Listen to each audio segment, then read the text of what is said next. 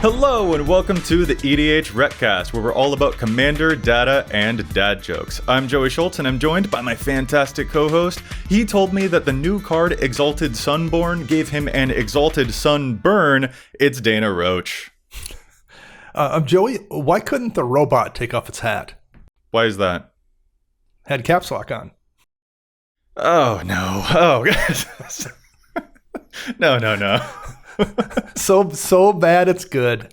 Yeah, you're a little too proud of yourself with that one, Dane. I'm not gonna lie, but I don't know. As the you'd say, I guess, no cap. Well done. well played.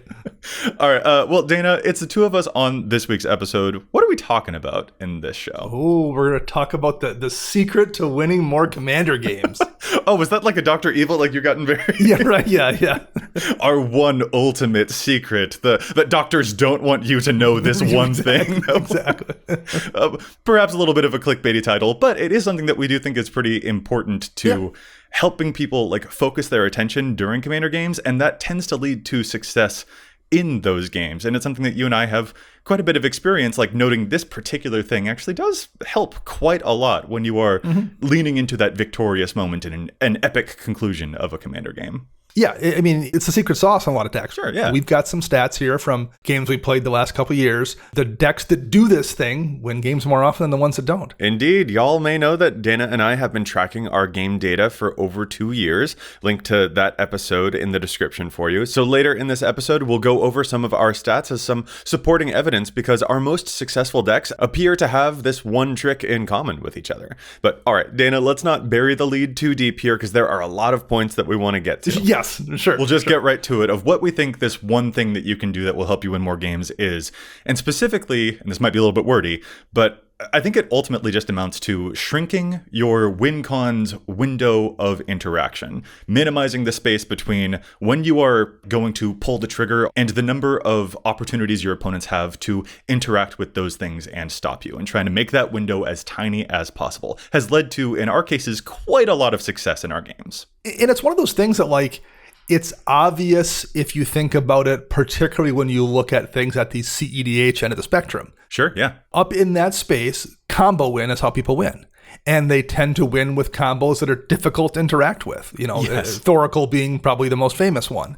They've shrunk that interaction to the smallest window as possible. It's an interaction that's killing everyone simultaneously, and it's different. It has inflection points that are difficult to hit for most of your opponents. So, like, looking at it from that point of view, it's obvious, but I think people miss out on it in the more casual end of the format. They don't think in terms of that necessarily nearly as much. Well, this is the reason the new Shadow card from the Sonic Secret Layer looks so spicy to people, right? Giving your stuff split second means that the reaction window is closed. Opponents can't respond to what you're up to, and that's why it's so powerful. Yeah. So I'd say there are two big ways to go about reducing possible disruption points. One method is to reduce the number of possible answers that your opponents could have. Dana, you just mentioned Thassa's Oracle. Let's compare that to Laboratory Maniac.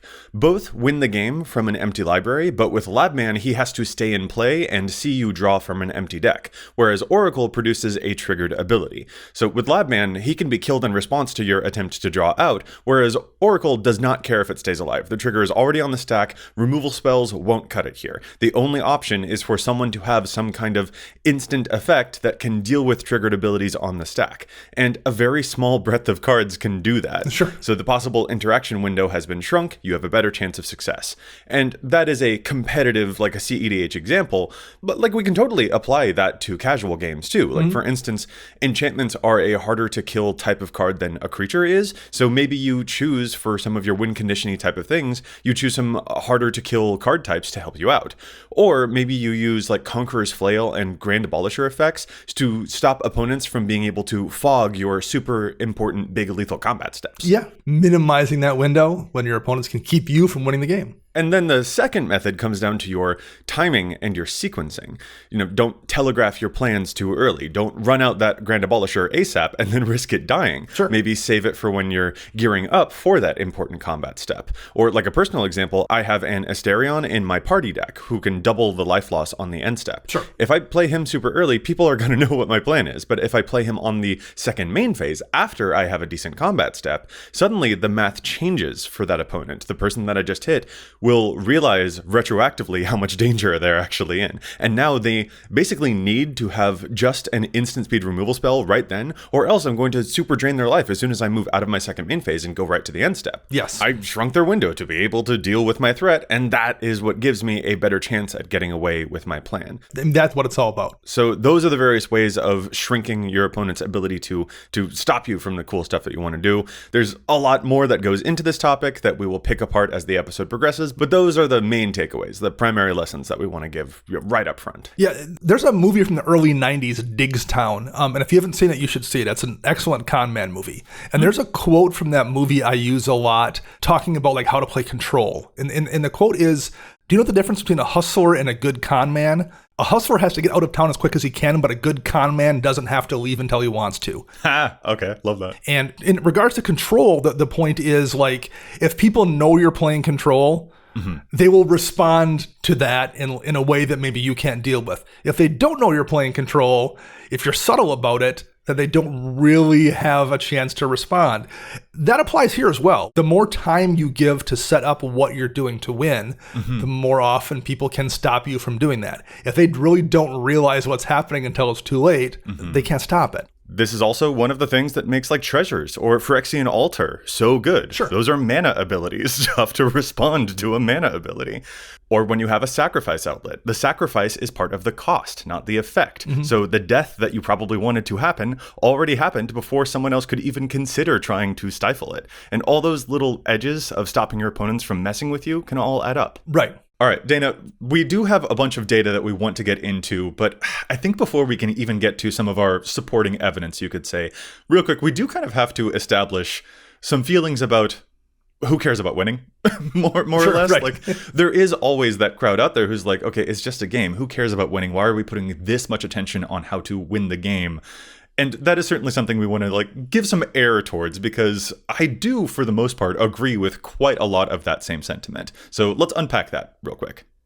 Yeah, like, I mean, if all I cared about was winning, I would be playing a deck that like is designed to do nothing but win. Yeah. Which is not something I do, right? I'd be playing different commanders that are much more suited to winning games. So like, it's not the only thing that I care about. Maybe it isn't even the primary thing I care about, but I do want to maximize my chance to do that within the framework of the deck I've designed or the bracket I'm playing in.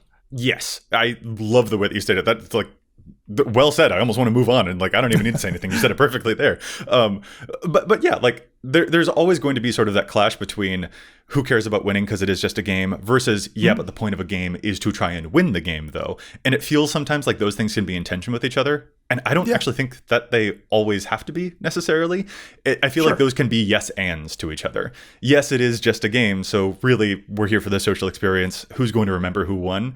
Yes. And it is nice for games to have some bumpers or like roadblocks or like a pathway set up that does point to the game towards an end goal that everyone can drive towards. And that really helps along with the momentum of a game and allows the fun to have a sense of structure that feels like our time was worthwhile. So both of those things do not necessarily have to contrast with each other at all.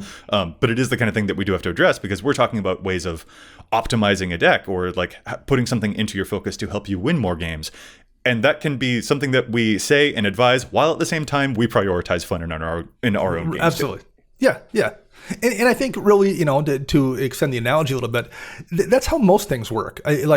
People do all kinds of competitive things and they try to maximize their chance to do well at those. Like when you go, golfing or whatever it is, like you make sure your clubs are in good condition and you tie your shoes and like you do whatever, like you do the things to maximize your chance to win, even though it's still fun. And like, that's not the point. That's not why you're out there. But like, also you do the little things it takes to make the experience better for you and to like make you do the best that you can do, again, within the constraints of the thing you're doing. Yeah. Yes, it is just a game. So winning does not need to be the only thing that we're focusing on. Yes. And it's really fun to optimize a deck. It's really fun to tinker with our lists and make them as cool and well-oiled and like running smoothly as possible. And this is, to our estimation, one of those things that you can focus on that makes your deck hum even better when you know exactly where it's pointed and you're very aware of how it is going to pull off its final grand flourishing moment. Knowing how to time your board full of tokens and when you'll deploy the big pump spell, or knowing how to set the stage for my Conrad to arrive and deal the most damage. Yeah, absolutely. That's a really huge fun ingredient for me, because I like seeing the number go up. I like seeing how much damage I can actually pull off. Yeah. And a little bit of rehearsing and a little bit of extra focus in the deck building stage can cause those moments to be even more fun during the game. So that's why we want to have this type of conversation. And we'll get into later on in the show some of our own personal data and the decks that we have that we think support this the most.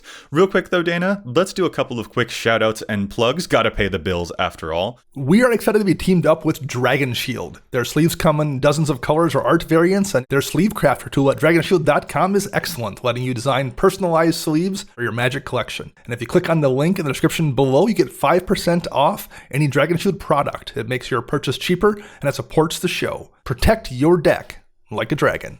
Also, this show would not happen without your support over on Patreon. All forms of support help: a like, a subscribe, a review, whatever makes the most sense for you. But if you want to throw us even $1 a month over on patreon.com/EDHRECast, that is tremendous. We've got perks like exclusive content over there on Patreon, our patron-only Discord, our full list of all the challenges stats picks throughout the whole history of the show, and of course, the patron shout-out of the week. And this shout-out is going out to Corey Roof. You could really say that the roof is on fire.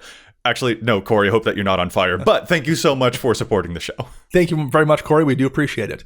Also, this week, the Command Zone released one of the coolest Magic videos that you will ever see. It's a whole dang Magic the Gathering sci-fi short film. Super witty, super fun, a real love letter to both Magic and to just the art of filmmaking in general, just everything that you could want as a Magic player. We've got a link to that in the description too, plus an EDHREC article that goes behind the scenes on the making of that project, which is just really fascinating because there's so much that went into it. And just at EDHREC, we just can't help but get on board and support folks on stuff because we love to see cool community members doing cool things. So a great shout out to creators who make cool stuff happen, and a huge shout out to our patrons again, because it is via your support that we can do any of the things that we do, and it is via support like yours that other creators can take wildly cool swings and make cool stuff happen like that too. So just, yeah, shout outs all around, and again, check that video out because it's really cool.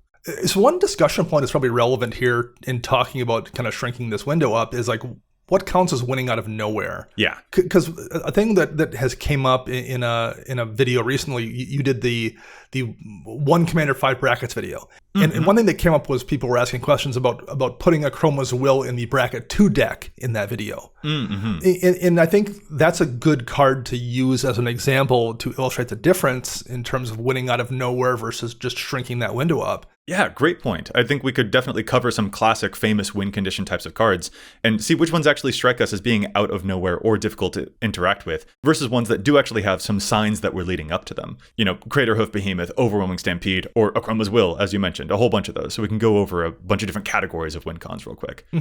A Chroma's Will requires pieces to be in place for you to execute that win, and it's multiple pieces.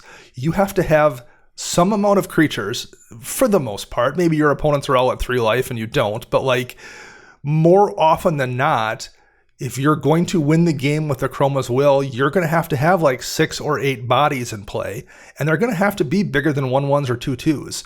You will have to have done multiple things to get to that point in the game where a Chroma's Will is going to win the game. It's also not an uncounterable spell. It can be responded to with mass balance with a lot of different things.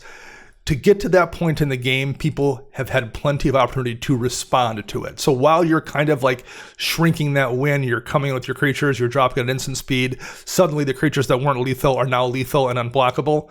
But you had to do a bunch of stuff to get to that point, and maybe people didn't see it coming until it happened, but when it happened, they saw what they could have done along the way to stop it, versus a Thassa's Oracle combination where you can just play it and win. You don't have to have set that up.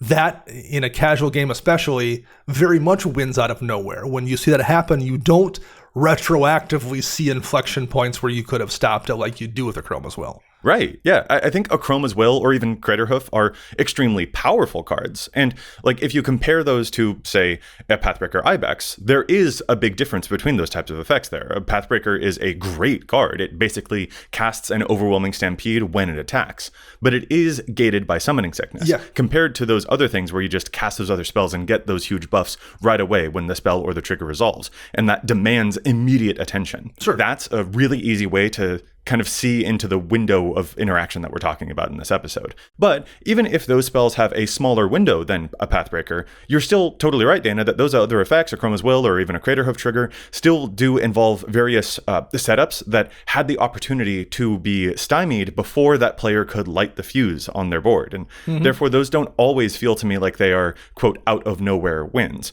Because like it does stand to reason that if an opponent has a board full of so many creatures and they manage to protect that board for an entire round, that yeah, they're probably angling to make that board huge enough to kill you. That doesn't feel like a play pattern that I can't see coming. Right. Achroma's Will was even in the Punt Laws of Precon, you know? So it is powerful. It's very strong. But the play pattern itself is pretty normal. And it's even foggable, hence why we always advocate playing cool fogs or, as you said, bounceable, you know, a mid-combat evacuation effect or something like that. There are those interaction windows still. No, right, absolutely. That's a perfect way to phrase that. And all of that, like I love your point also of comparing that strong but classic play pattern against the likes of combos, which classically do have the perception of feeling more out of nowhere. The combos episode that we did recently would be really edifying for this discussion. We recently released a feature on EDHREC showing the combos that the community had voted on as early game versus late game combos. And in our episode about that data, link in the description, of course,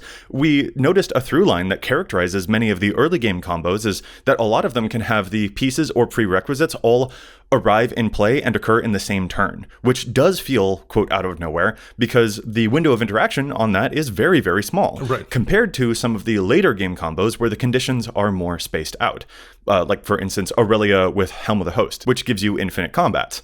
But, like, think of all of the steps that involves. You have to get those cards into play. They're a lot of mana, so that might have to take place on different turns. Then you have to equip the Helm onto Aurelia, and you have to move to combat and not get the creature removed, and on and on and on. Like, at every stage in that process, there is a point where interaction could mess you up. Yeah. So, yeah, all these various examples demonstrate this window thing that we're talking about, and it's up to us as players to find those things that can reduce the window to help us ensure that we can get away with our plan while also still feeling like satisfying win conditions at the same time. Yeah, and like I said, a lot of this stuff is a sliding scale, and you want to shrink that window up, but maybe don't eliminate it entirely, I think is usually what I'm shooting to do. Yeah. To give an example, this was a game I played this week. I have a Felisa Thing of Silver Quill deck. And the way Felisa works is whenever a non-token creature that has counters on it dies, for each one of those counters, I make a 2/1 Inkling. And it's a modular deck. So the way the deck works is I'll sacrifice a modular creature, make a couple of those tokens. Those counters will move to the next modular creature, which I will sacrifice to make, 2 or 3 times as many tokens. Hopefully move those counters to a third modular creature that I will sacrifice. And each sacrifice, makes more and more tokens. And I'll do it at the end of someone's turn. So then I untap and have now an army that I didn't previously have. And folks tend to not realize what's happening until it's happening for the most part. Mm-hmm. But when it happens, they then see, well, yeah, I chose to remove this thing instead of that thing, or I chose to do this or that. And yeah, I let him establish this board state, even if I didn't see it coming necessarily or know what was going to happen. The cards were all there on the table, and there was a chance to respond to that, even if maybe they didn't see how everything was going to interact. And then even once I do all of those things, well, like you said, fogs exist, Cyclonic Rift exists, evacuation. There's still points where, even though I've tried to shrink that window up to drop those creatures at a point when people maybe are least ready for it, there's still windows when folks can respond to that, and it doesn't feel as much like it came out of nowhere, even if it happened really, really suddenly and no one was ready for it. I think we'll see that type of experience reflected across our most successful or most winning decks compared to our decks that have the lowest win percentages, where they are able to craft those types of surprise moments. Sure, yeah. Not to keep teasing data, we'll get to this in the back half of the episode, but we have some data about our decks and their win percentages because you and I track our games, Dana. Mm-hmm. It's a great example of the type of thing thing that we'll see reflected across that data. Now, to really quickly go into some examples of other cards that might feel more like the win is out of nowhere, though, I feel like a lot of people will probably have something like a Torment of Hailfire, or frankly, even Coalition Victory, like on the tips of their tongues right now. I mean, that is the reason that Coalition Victory was banned for as long as it was. When you cast that spell, the game is just over if you've met the conditions, which are trivially easy to meet. You just need to have a creature, probably your commander in a 5-color deck, and a bunch of the various land types. And the only way to stop Coalition Victory from winning you the game would be to have instant speed interaction a la a counterspell, or removing their stuff. The format is obviously in a very different place from when Coalition Victory was, originally banned versus to where the format is now and the types of interaction that we expect people to have. But I do think that it's fair to examine these cards, which don't involve foggable board states and things like that, to examine these is like, do these feel justifiably like out of nowhere cards where the only way that you can interact with them is at instant speed? And how does that cause players to react to them? I think those are good examples, particularly Torment. Like, I don't think those are unfair cards necessarily. And they're not good enough for CEDH as far as I know. I don't think they see play there. But I also think it's worth noting, they feel independent of your deck as well. Like a Crater Hoof Behemoth requires you to have creatures in play. Like, it has to be a creature deck.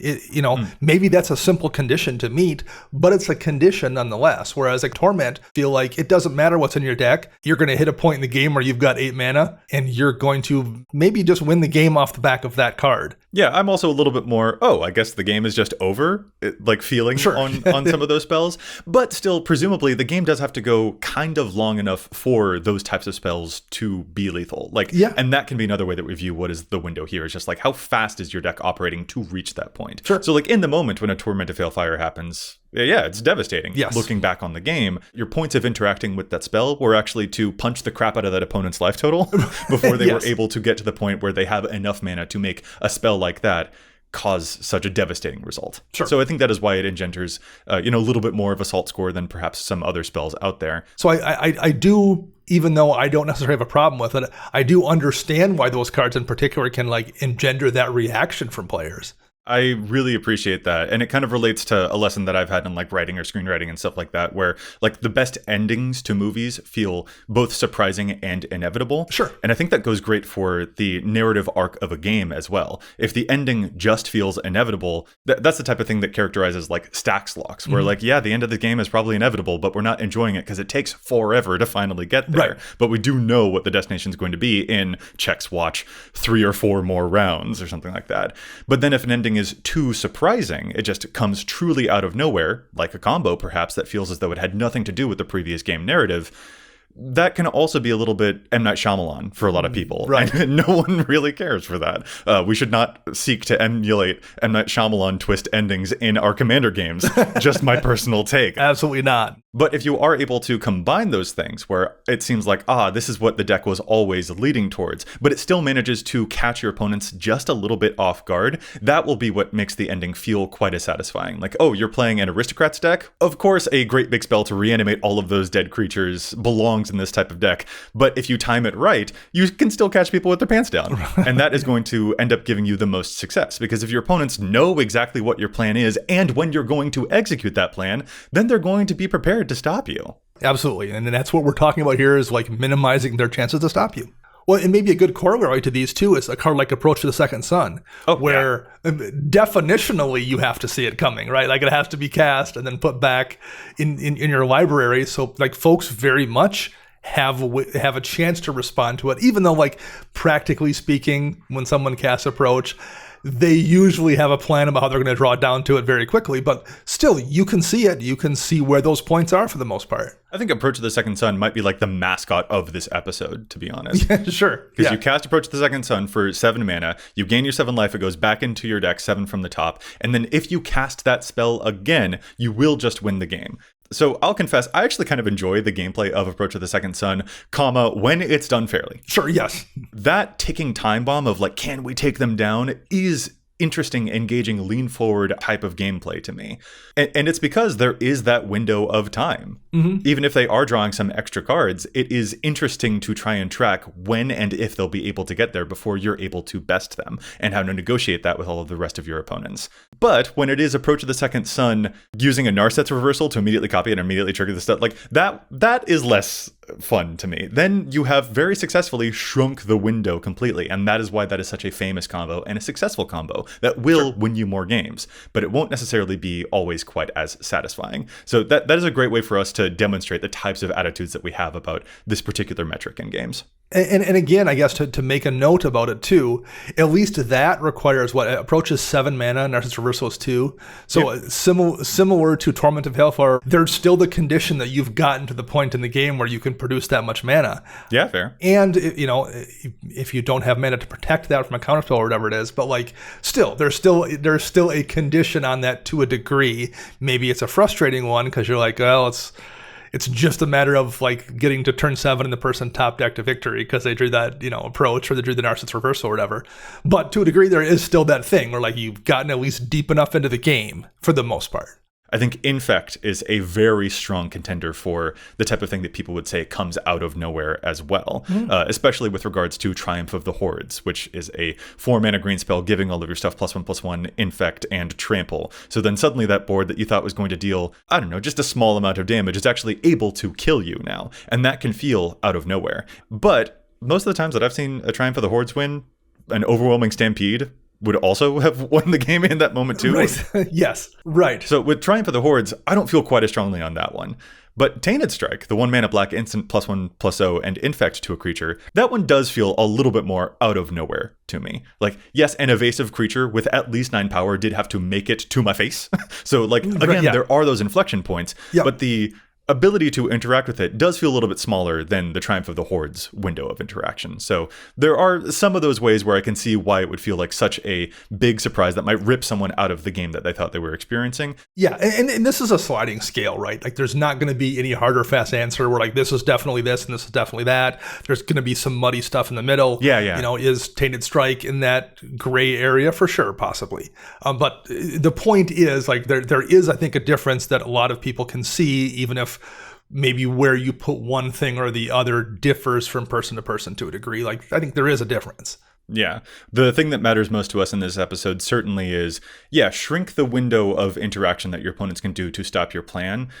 But try and do that with the win conditions that you find fun and that you hope other people will feel satisfied by as a result too. Things that it feels like your deck was, again, inevitably always leading towards, but don't give them, a full 2 rounds to respond. It's probably not going to work. Trying to keep a board intact for 2 full rounds is really, really hard in the later stages of the game. So that's kind of the ultimate lesson of this episode, I think.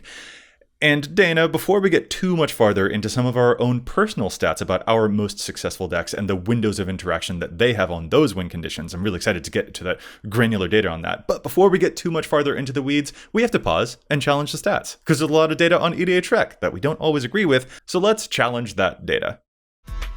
This episode is brought to you by Archidekt, the very best commander deck building website. We house all of our decks on Archidekt, which you can find linked in all of our episodes, or go to archidekt.com/EDHRECast. And by now, you've probably heard of my favorite feature on Archidekt, dragging and dropping directly from Scryfall or EDHREC right into your deck list, saving you tons of time on typing out your card choices when you're updating your list. And you probably also know that Archidekt's playtester is the very best in the biz, smoothly starting each new turn with a swift draw and untap, easily grouping and tapping things en masse if you need it, making searches and scries super simple, proliferating a bunch of counters with just one click of a button, and more. But did you also know about its playtester logs feature? Archidekt can track stats during your playtests, noting such data as your number of cards drawn each turn or number of mana producers played each turn, so you can see how often you're hitting your land drops or how many extra cards that you draw, and on what turns you're most likely to start drawing extra cards. I just playtested a +1 counters deck to see how much total power it could accrue on the field, and Archidekt tracked for me that I got up to 48 power by turn 6. Such easy access to a detailed recap of your playtests can help you get in tune with how your deck really works, or help you locate its weak spots, and all those little edges and extra bits of knowledge could make all the difference to make you more successful at your next game night. Check out our decks at archidekt.com/EDHRECast, that's ARCHIDEKT.com/EDHRECast, and thanks again to Archidekt for constantly innovating and for sponsoring the show. My challenge this week is brought to us by listener Shade Elite Gruul Mage, and the challenge is for an old card, Betrothed of Fire. It's a 1 and red aura enchantment from Weatherlight, and it lets you sacrifice another creature to give a +2/+0 buff on the enchanted creature, or you can sacrifice the enchanted creature to buff all of your other creatures. But what's relevant about it is it's cheap and it's a repeatable sack outlet for non-black decks, which is not always super easy to find. And a deck like Krenko Tin Street Kingpin, where it benefits from having the commander have a higher power, and it can be a win condition as well as being a sack outlet. So all of the things you kind of want in one card, it can work really well on something like Kaikar, Wind's Fury, where you can sacrifice the Kaikar tokens to bump up that commander.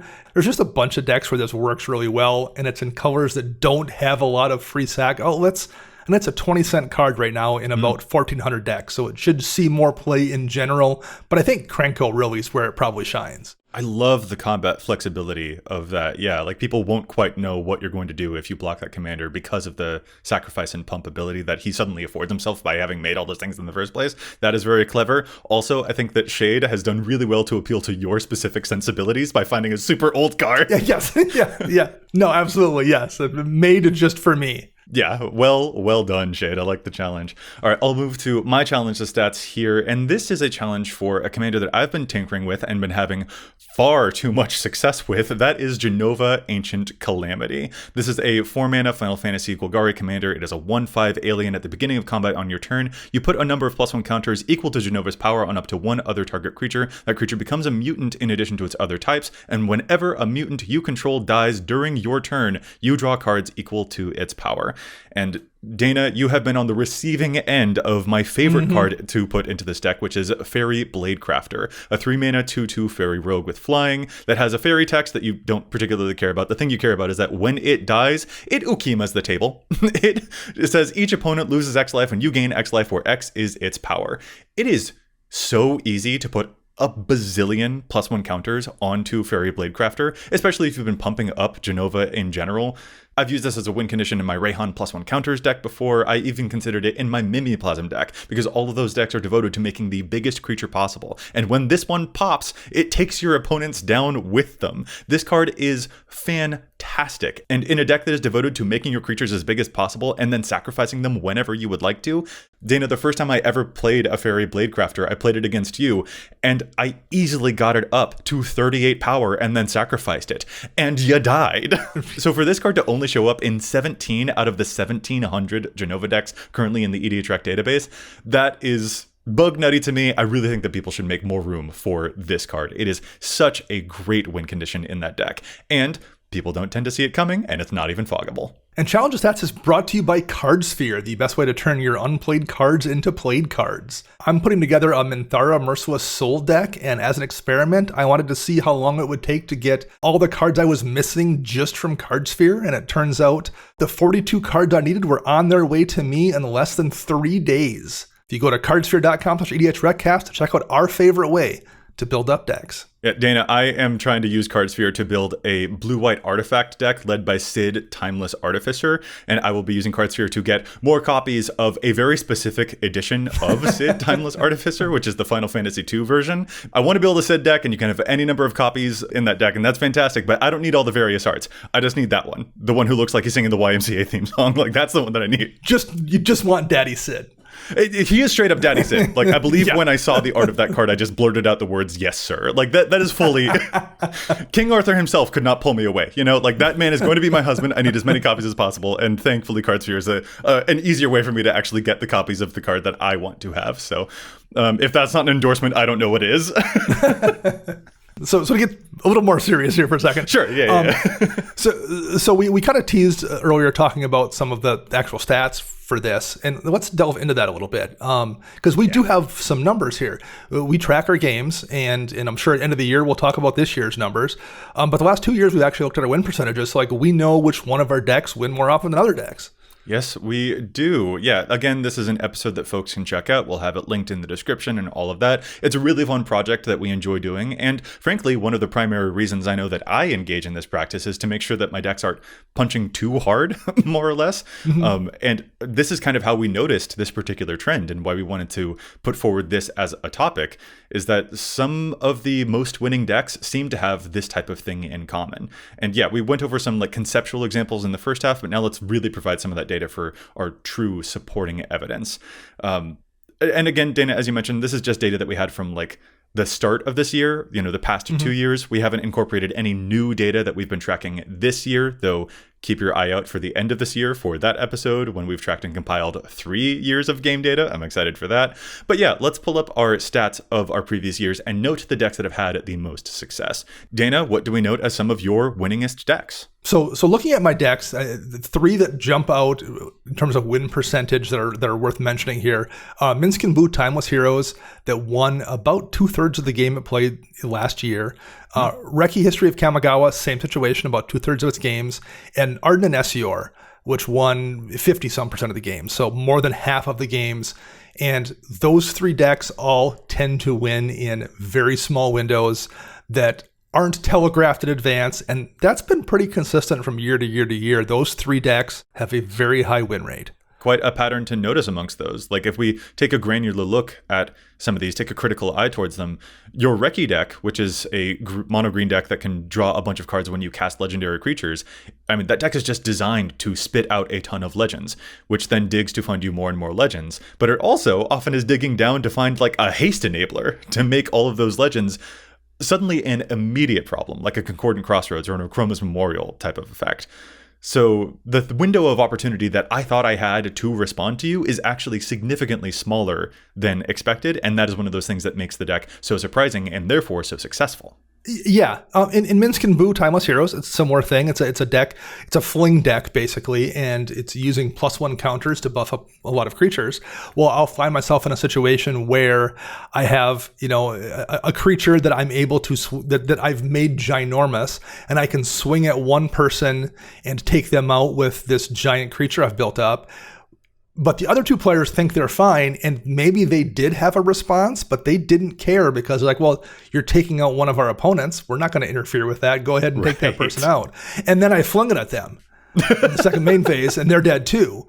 And perhaps I'm in a situation where like I can then move those counters somewhere else and fling it a third time, like fling a third creature, right? Like there are plenty of times where that in one turn, 3 people are gone in a, gruel deck that didn't look like it was about to do that. Yes, exactly. But you also have more than just one type of fling effect in there. You've also got things like a Graviton Punch is, I think, another one. Which is like, here's the power. You're done. And also my creature's still here. So then I can also fling it to the next person. So it looks to the naked eye like a deck that can only deal with one person at a time. It ain't. Yeah.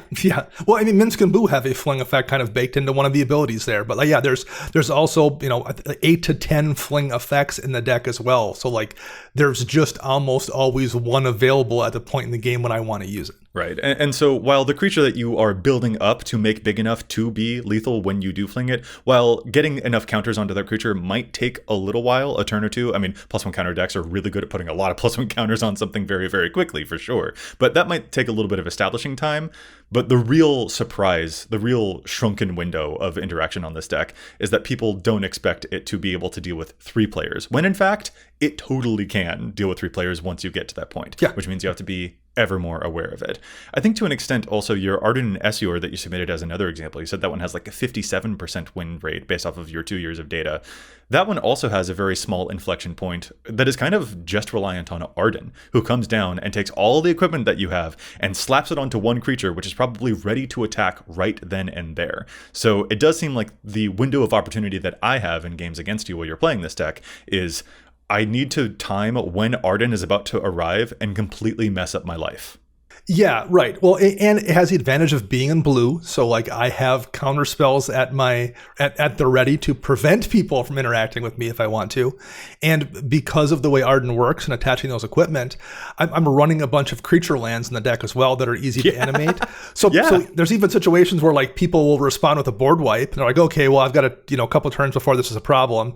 Well, not necessarily. I can play Arden on my turn that Blinkmoth Nexus into a creature for a single mana, and then put 9 equipment onto that Blinkmoth Nexus and swing through out of nowhere too. Like there's just a lot of ways that deck all of a sudden hits like a truck, and I can protect it because I'm in those particular colors. In many ways, it seems like you can't wait until the board wipe happens because it clears the field for your man lands to then animate. A lot of times it helps. Like that helps me in a lot of situations. Totally, yeah. And then all you need is one combat step of Arden sticking around. He just needs to be there for one combat step to suddenly give you a one-shot lethal creature because of how good those equipments can be, especially when you're cheating around their mana costs and when they're conferring +10/+10 and double strike and a whole bunch of stuff. It is very, very easy for you to get a surprise this creature is going to kill you just by dint of that commander's ability, and crucially the way that you time it, the way that you have set up the stage for that thing to be successful. So this is again why this type of thing matters so much. It isn't just that here's what the deck can do, it's that you've rehearsed this and you know what it is that you need to set yourself up for to have these moments of success and to make sure that you don't have a creature hanging around that requires multiple turns to be lethal. Instead, you know the tempo to make sure that it is lethal on your first cast of Arden. Yeah, absolutely. And I think we see similar player patterns from like your most successful decks as well. Yeah, when we look at some of my winningest decks, I think a great comparison to Arden and Essior would be the Mimiplasm. I played 10 games with it over the past 2 years in the data that I have here, and it has a 60% win rate.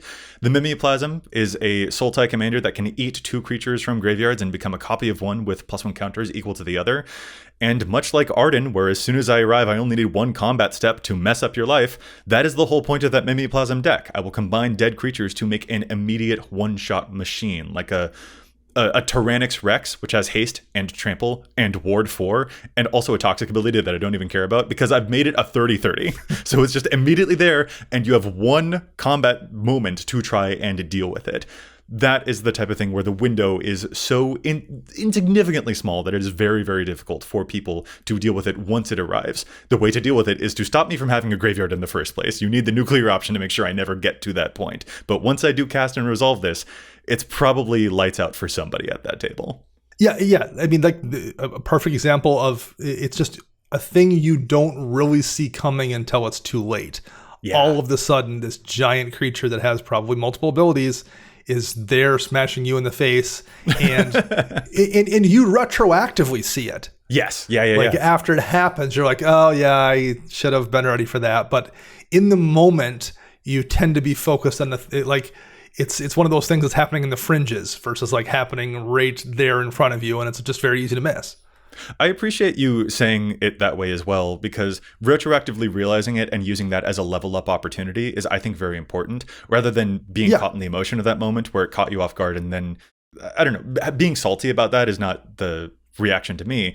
Recognizing as like, oh, here's where I could improve then seems like such a healthy response. And so that's why I appreciate you like honing in on those moments. Like once it does happen, there are ways that you can celebrate the fact that you just learned something, and that's maybe you'll be more prepared for the next game, and like that helps everyone improve at the table. So like those are cool things, a good emotion to fix it on. So I appreciate you bringing that up in that way. No, yeah, that's and it's one of those situations too. Like when I walk away from a game that I lost in situation that when I see it retroactively, that's how I feel. Like I don't feel salty about it. I feel like, okay, I know what I need to watch for and prep for next time. Like it feels like a level up moment to a degree versus like, oh, it feels positive versus deflating. Precisely, yeah. Dana, you had submitted earlier on in the episode an example of a Felisa deck where you're doing a bunch of activities, a bunch of moves, a bunch of sacrifice or whatever to make a board full of Inkling tokens the end step before your turn, so that those Inklings will be able to then just untap and you go right to combat and boom, you probably got lethal. And that is a great way of shrinking that window where you didn't do it on your own turn and then left everyone with the ability to wipe your board or something like that. You gave them just a very split second, like, the moment from when these creatures arrived and when they were able to attack is very, very slim compared to what you expect from these colors. And that is the type of thing that I also do in my most successful deck, which is my Titania deck. A mono green, whenever I lose my lands, I make a bunch of creatures.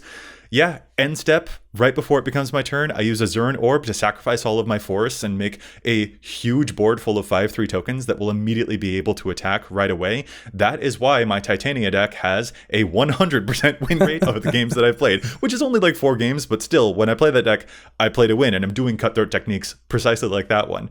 And that's particularly important to that deck, because if I mistime that, and I make a board full of tokens by sacrificing my lands, and then I leave myself open to a board wipe, well, I have nothing in play. Sure, right. No creatures and no lands. So you have to be very, very careful about that. So those land sacrificing abilities, and when you time them and shrinking that window, is the only reason that that deck wins games. But as you noted with your Felisa example, boy, does it catch people by surprise.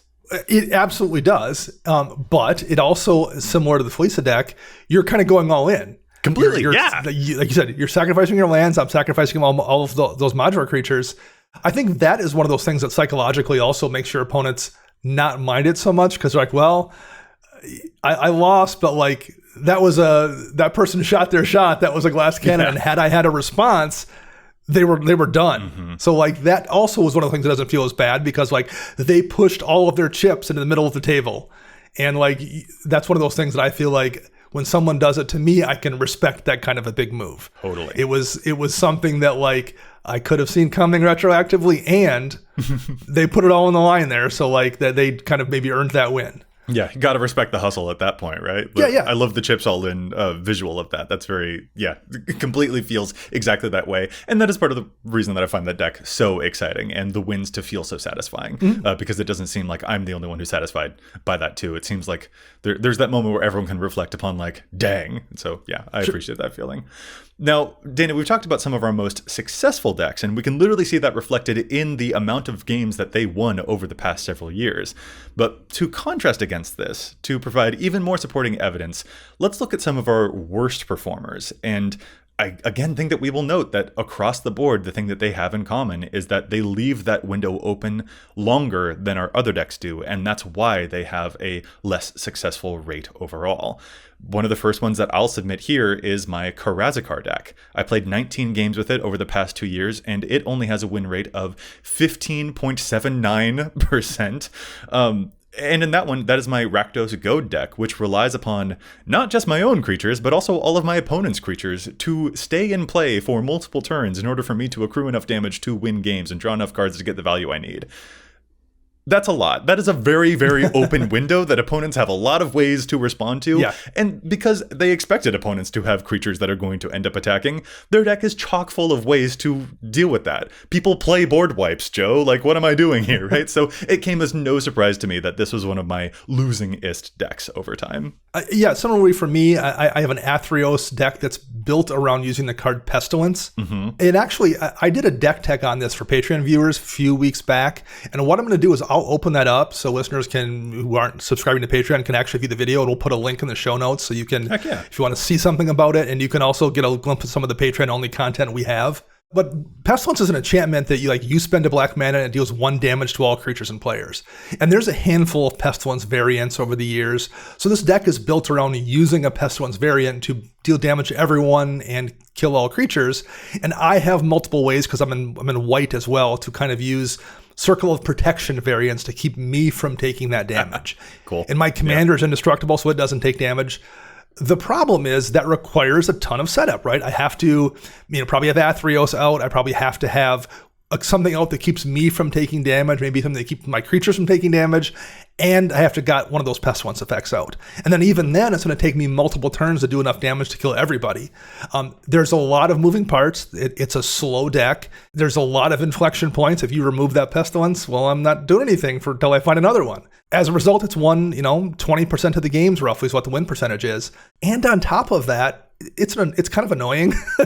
Like, no one wants to see their stuff be constantly removed. And I think don't discount how many games you might lose because people like don't want to deal with the BS your deck is doing. Like that's a real thing that happens, and that's also a factor against that deck. In addition to the fact that it's so slow and gives people so many response opportunities. I feel it's necessary to note that even one of your worst performing decks, you still won a fifth of the games that you played with it. 20% is still a perfectly respectable rate, but it is below your personal average. And certainly by contrasting against your other things where you noted, hey, here's a deck that won 2/3 of its games or whatever. Right.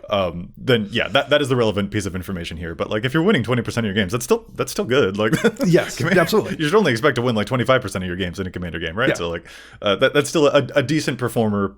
But yes, it is also annoying, Dana. So I co-sign. You are very annoying with that deck. Yeah, thank you. And so that's why people hit you and dismantle your stuff, which has more opportunities to dismantle in the first place than the other decks that you mentioned earlier on in the successful section. But you know what? At the same time, we all have annoying decks, right? I have had for a long time a Verus and Gorm deck, which are my life choppy boys. When Verus pokes a player, he cuts their life in half.